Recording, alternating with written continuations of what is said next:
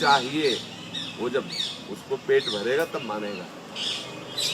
वो केवल प्रवचन से मानने वाला नहीं, केवल सुनने सुनाने से मानने वाला नहीं। बोले बारी मथे घत हो ये बरु सिकता ते बरु तेल। बारू पेड़ करके भले तेल निकाल दिया जाए, पानी को मथने से भले घी निकाल दिया जाए, लेकिन बिनु हरि भजन न भवतरी ये सिद्धांत अपेल। बिना हरि का भजन किए इस संसार से कोई तर नहीं सकता। तो एक ही चीज है, बोले रेमन श्री हरिवंश भज। बोले रेमन श्री हरिवंश भज जो चाहत विश्राम। अय मन तुम यदि विश्राम चाहते हो तो हरिवंश का भजन करो। बोले जिह रस बस ब्रज सुंदरी छाण दिए सुधाम। आप देखो, स्त्री को पति को छोड़ना, पति को पत्नी को छोड़ना, ये सब दुर्लभ बातें हैं। माता को पुत्र को छोड़ना, पुत्र को माता को छोड़ना, ये बड़ी दुर्लभ बात है। गृहस्थी को घर परिवार छोड़ना, ये सब दुर्लभ बातें हैं। लेकिन जेव ही बंसी बजी ठाकुर जी, आप देखिए बंसी का चमत्कार।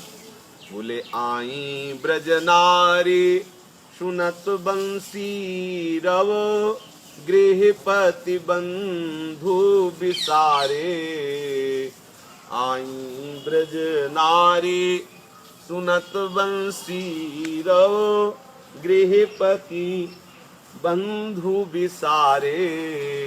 दर्शन मदन गोपाल मनोहर मन सिजताप निवारे। हर्षित बदन बंक अवलोकन सरस मधुर धुनि गावे। मधुमय श्याम समान अधर धरी मोहन वेणु बजावे। लाल जी ने जो ही बंसी बजाई, आई ब्रजनार सुनत बंसी रो। बोले गृहपति बंधु बिसारे, जो अति आसक्ति का विषय है, जिसको छोड़ना बड़े बड़े योगियों के लिए भी दुर्लभ है। अंदर से आसक्ति बनी रहती है, मैं ब्राह्मण हूँ, मैं अमुक जगह का हूँ, मैं अमुक हूँ, ये स्मृति बनी रहती, भले न जाए लेकिन स्मृति पूरी बनी रहती। और यहाँ क्या हुआ, आई ब्रजनार सुनत बंसीरो गृहपति बंधु बिसारे। विस्मृति हो गई, शरीर की, शरीर के संबंधियों की, घर की, सबकी विस्मृति हो गई। बोले क्या दिखाई दे रहा है, क्या स्मृति में क्या है? बोले केवल एक ही वस्तु, मदन गोपाल। मदन गोपाल मनोहर और मनसिज ताप निवारे। जो मन में कामना का क्लेश होता है, उसका दमन, उसका समन केवल मदन गोपाल ही कर सकते हैं, दूसरे की सामर्थ्य नहीं। जो हमारा मन विविध प्रकार की कामनाओं से जल रहा है, उसका समन करने के लिए केवल लाल जी, दूसरा कोई। श्री कृष्ण के चरणारविंद हैं, जिनसे हमारा हृदय परम शांत होकर के परम सुख का अनुभव करने लगता है।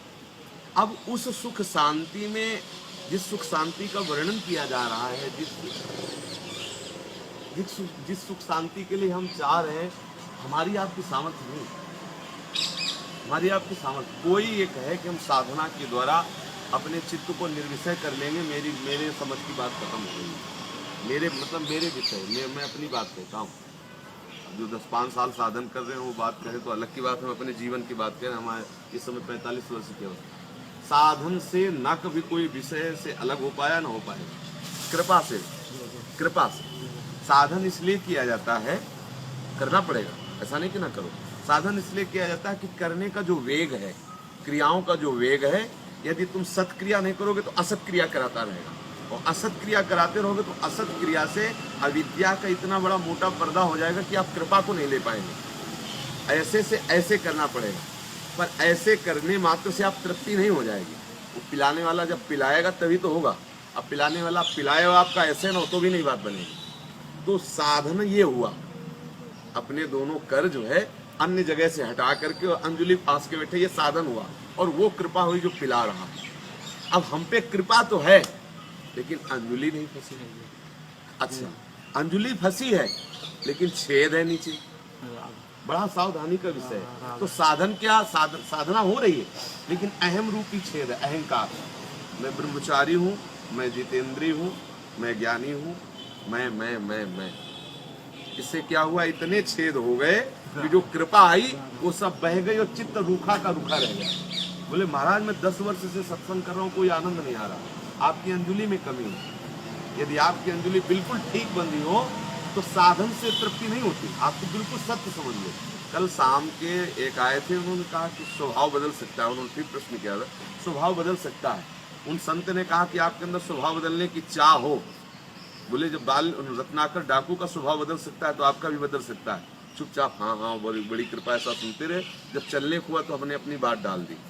ये मत समझना हम खंडन कर रहे हैं किसी संत की बात, लेकिन तुम्हारी चाह से स्वभाव बदल जाए ऐसा नहीं। स्वभाव सदैव कृपा से बदलता है, और वो कृपा जो भगवत कृपा है उसका रसास्वादन कोई डायरेक्ट नहीं कर सकता।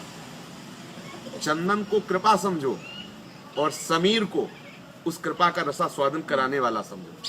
चंदन तो कृपा है, चंदन का पेड़ कृपा है, और जो वायु उसको स्पर्श करके आ रही उस कृपा का रसास्वादन कराने वाली है। तो कृपा, भगवत कृपा का रसास्वादन कराने वाली वायु संत जन है। भगवत कृपा तो सब पर मोरी बराबर दया। सब मम प्रिय सब मम उपजाए, सब मेरे प्रिय है, सब मेरे द्वारा उपजाए हैं, इसमें कोई भेद नहीं। पर उस रस का, उस कृपा का यदि रसास्वादन करना है तो बोले वो वायु आनी चाहिए। जैसे वायु आती है घ्राणेन्द्रिय में आनंद, ओहो ये रायवेल की खुशबू, ये मालती की खुशबू, ये जूही की खुशबू, हम कितनी दूर है पर वायु की कृपा से उसका बोध हो जाता है। ऐसे ही भगवत कृपा रूपी चंदन की सुगंध संत महात्माओं के वायु रूपी स्पर्श से उन्होंने जो अनुभव किया है, उनकी जो वाणी है उसकी स्पर्श मात्र से हमारा हृदय आह्लादित हो जाता है और वो सुख का अनुभव करने लगते हैं जो भागवतिक सुख है, परम सुख है।